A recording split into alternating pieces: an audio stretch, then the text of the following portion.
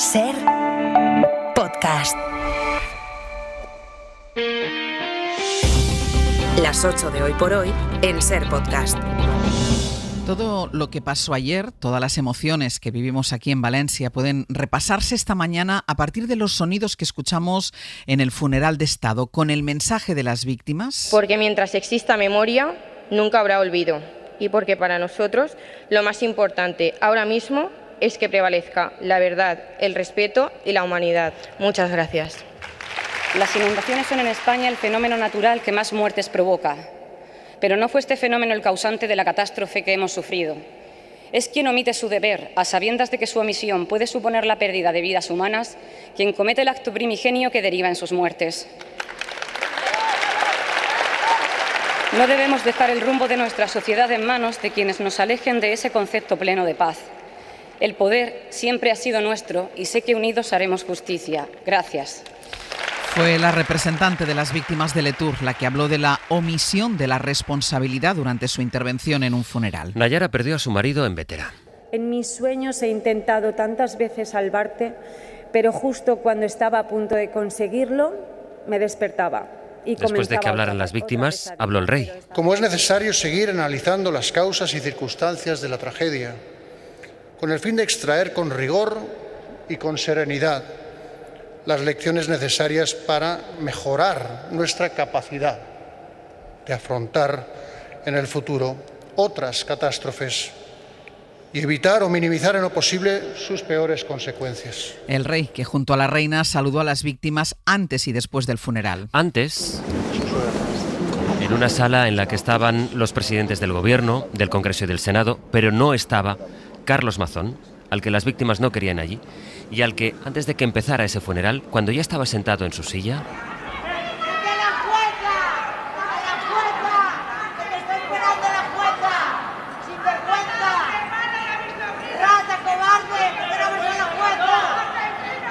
se dirigieron de esta manera. Y volvió a ocurrir al final.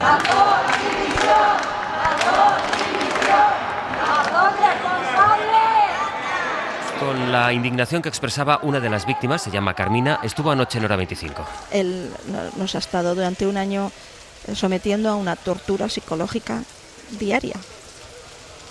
Y ha tenido la poca vergüenza de esta mañana salir a decretar un duelo y a dar unas condolencias a unas víctimas que ha estado torturando durante un año y que además sabía que no queríamos que viniera esta tarde al funeral y él sabía que aquí se iba a presentar con toda su cara dura. Y las caceroladas en Valencia. Esa indignación se vio en las imágenes de Carlos Mazón, que no tuvo más remedio que estar ahí escuchando los gritos contra él en el funeral. De lo que podía pasar por la tarde ya nos pudimos hacer una idea por la mañana durante el programa especial que emitimos ayer en la Rambleta.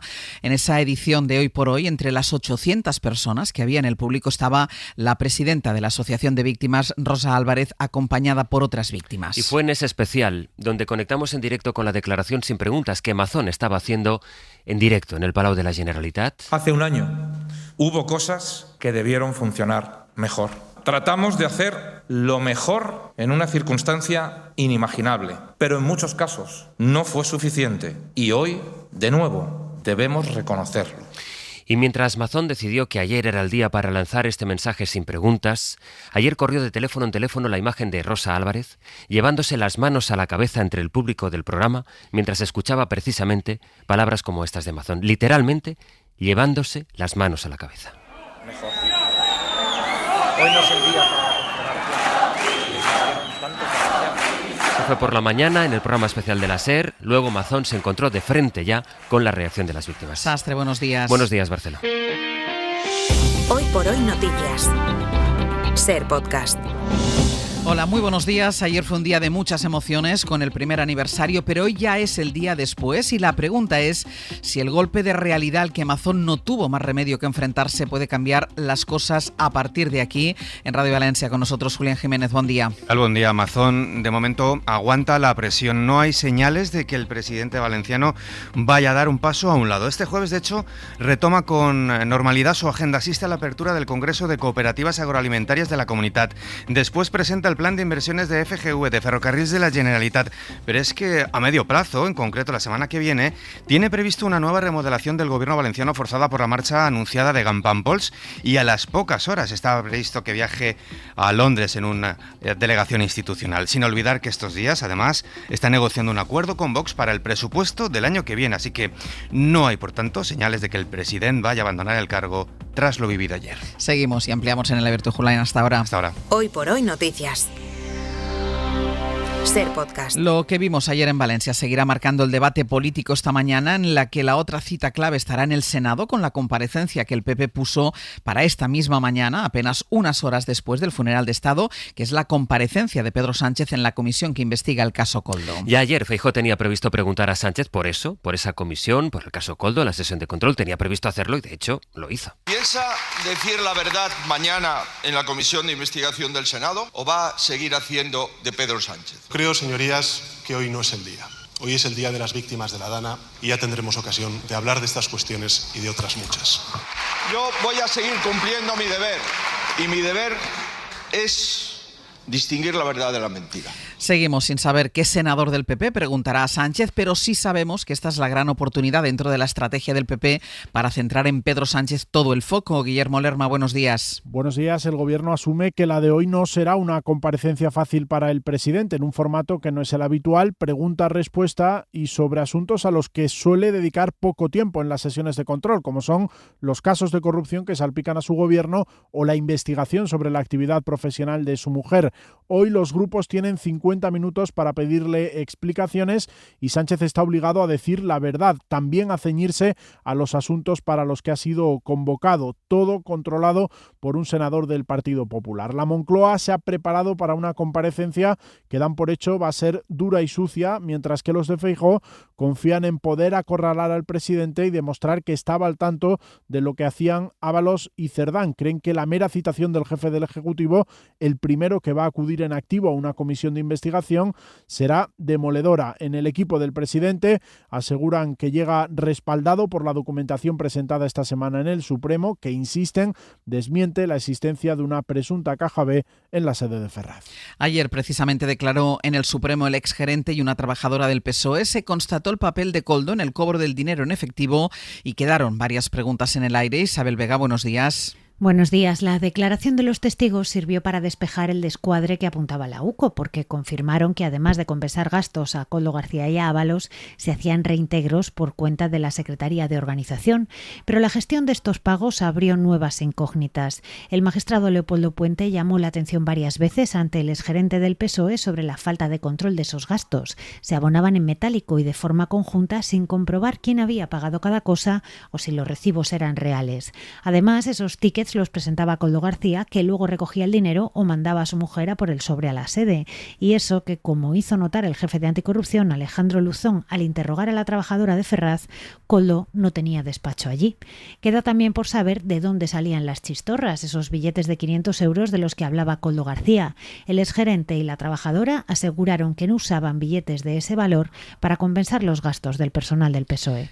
En Andalucía, en plena crisis por los cribados de cáncer de mama, cuenta esta mañana el diario El País que el Servicio Andaluz de Salud está denegando miles de pruebas diagnósticas que piden los médicos de cabecera, pero sin avisar ni a los médicos ni a los pacientes, que quedan en una especie de limbo sin que nadie les diga nada. Esta información habla de TACs, ecografías o resonancias. En Huelva llega a haber 40.000 pruebas pendientes que son denegadas en los hospitales con mayores listas de espera. Radio Sevilla, Natalia Perales, buenos días. Buenos días. En teoría, las incidencias se notifican a través del buzón del profesional, pero en la práctica la información llega con semanas o incluso meses de retraso, o bien el médico de familia carece de tiempo material para revisarlo. Lo denuncia el sindicato médico. Ni el profesional ni el paciente reciben notificación alguna y muchos esperan entre 4 y 6 meses una cita que nunca llega y acuden en muchos casos a la privada. Desde la Junta defienden la rigurosidad del sistema y aseguran que el hospital supervisa la prueba para para garantizar que se hace a quien lo necesita. En el caso de los errores en los cribados,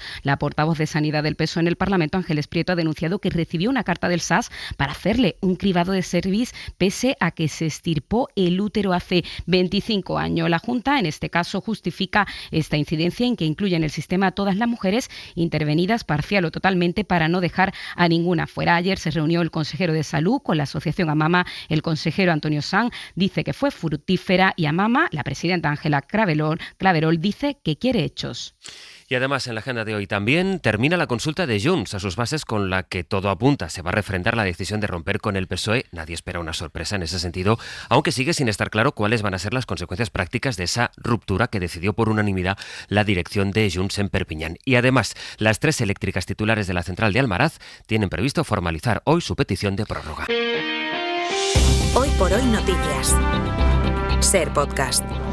En la crónica internacional hay 2 grandes asuntos esta mañana. El más reciente está en Asia. Se han reunido los presidentes de las 2 grandes potencias del mundo. Ha terminado no hace mucho esa reunión entre Trump y Xi Jinping, que se han visto en Corea y en Gaza. A pesar de que en teoría había un alto el fuego, Israel ha seguido bombardeando la franja. Vamos a empezar por ahí. Nicolás Castellano, buenos días. ¿Qué tal? Buenos días, Ángels. Porque ha habido varios ataques desde que está en vigor la tregua, pero esto ha sido otra cosa, con una ofensiva de Netanyahu que ha dejado un centenar de muertos en 2 días antes de que Israel dijera que ahora, vuelve a acatar el alto el fuego. Sí, el último objetivo ha sido Beit Lahi, al norte de la ciudad de Gaza, donde la artillería israelí ha matado a otros 2 palestinos en otra violación clara de ese alto el fuego a la carta de la que se sirve Netanyahu. Esto con el consentimiento de Trump de nuevo esta madrugada y a pesar de que los mediadores y la ONU condenen este tipo de violaciones del acuerdo. El portavoz del secretario general de Naciones Unidas condena los ataques casi diarios de Netanyahu, que en menos de 24 horas ha asesinado a 109 personas, entre ellos 52 niños y 20 mujeres, cifras similares a cualquier día del genocidio desde octubre del 22, y que eleva a más de 200 los civiles aniquilados por el ejército de Israel desde el inicio del supuesto alto el fuego selectivo patrocinado por Trump, acusando a Hamás de ataques a soldados que la milicia desmiente. Nico, gracias. Hasta luego.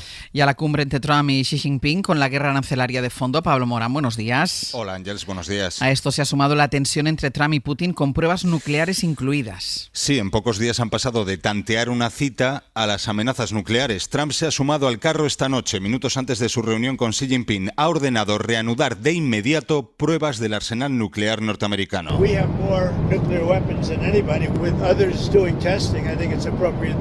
Porque nadie tiene más armas nucleares que Estados Unidos, dice, y es apropiado probarlas cuando otros lo están haciendo. Se refiere Trump a Putin, a los últimos ensayos anunciados por el líder ruso justo después del plantón de la semana pasada. Desde entonces, Putin dice haber probado 2 nuevas armas con capacidad nuclear, un misil de largo alcance y el Poseidón, un supertorpedo submarino. Trump se suma ahora a esta carrera. Hace 33 años que Estados Unidos no realiza pruebas de este tipo. El anuncio ha eclipsado ese encuentro con Xi Jinping, otro gigante nuclear del que sale una rebaja de aranceles, pero también una advertencia de China: seguir cooperando a largo plazo y no caer en un círculo vicioso de represalias. Pablo, gracias. A ti, hasta luego. Y algo más muy interesante, además, que deja la crónica del mundo. En Países Bajos, el Partido Liberal Progresista ha dado la sorpresa en las elecciones. Ha empatado con la ultraderecha, que iba primera en las encuestas. Se ha dejado, de hecho, 11 escaños. Las 2 formaciones han logrado 26 representantes con casi el 100% del voto escrutado. Las 8 de Hoy por Hoy en Ser Podcast. Hay 2 cosas más que son noticia fuera de España. El huracán Melissa, que ha dejado al menos 49 muertos a su paso por varios países del Caribe, con una destrucción enorme. Las autoridades de Jamaica, Cuba, Haití y la República Dominicana avisan de que la cifra de muertos puede ser mucho más alta porque todavía quedan zonas sin contactar. Y el gobierno del presidente de Brasil, Lula da Silva, asegura que está horrorizado por la redada policial en una favela que ha dejado 132 muertos en Río de Janeiro. Esta vecina relata la cantidad de desaparecidos y de cuerpos que están encontrando. Según los testigos, muchos de los cadáveres tienen tiros en la nuca. Es la operación contra el narcotráfico más letal de la historia de Río. La han coordinado las autoridades de esa capital, que están gobernadas por un seguidor de Jair Bolsonaro. Y en España, hoy el Congreso organiza un acto que rememora la ejecución de los últimos 5 condenados a muerte del franquismo. El PP no va a acudir porque considera que los fusilados eran terroristas que no merecen un homenaje, aunque hay dudas respecto a un proceso que observadores internacionales tribunales tacharon entonces de farsa. Ahora la hermana de uno de los ejecutados pide por carta a Alberto Núñez Feijóo que sea un hombre justo y que asista al acto. Laura Gutiérrez. No vamos a convertir en héroes a 5 terroristas. Así despachó Esther Muñoz del PP en la invitación a este acto de reflexión que organiza el Congreso, unas palabras que han soliviantado a Flor Baena. Señor Feijóo, siento muchísimo la gran decepción que hoy me llevé con ustedes. Yo creí que eran unas personas humanas y razonables, que entendían los sentimientos de los demás, pero veo que, como la mayoría, primero piensan en la política. Hermana de Xosé Humberto Baena, uno de esos últimos 5 fusilados por Franco tras ser torturados y condenados en un juicio sumarísimo sin garantías. ¡Qué decepción!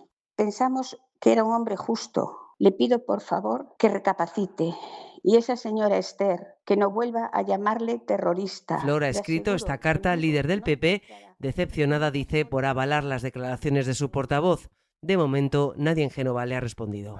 Y un ensayo clínico español pionero en Europa ha conseguido una supervivencia del 60% en niños y niñas con un tipo de leucemia para la que no había tratamiento alternativo. Según sus responsables, estamos ante un avance fundamental en la inmunoterapia infantil. Hoy presentarán los resultados. Es una información de Marina Fernández. Se trata de una terapia CAR-T tándem. Esto significa que las células inmunes de pacientes se modifican para reconocer y atacar no solo un antígeno concreto de su cáncer, sino 2, lo que puede mejorar la eficacia del tratamiento.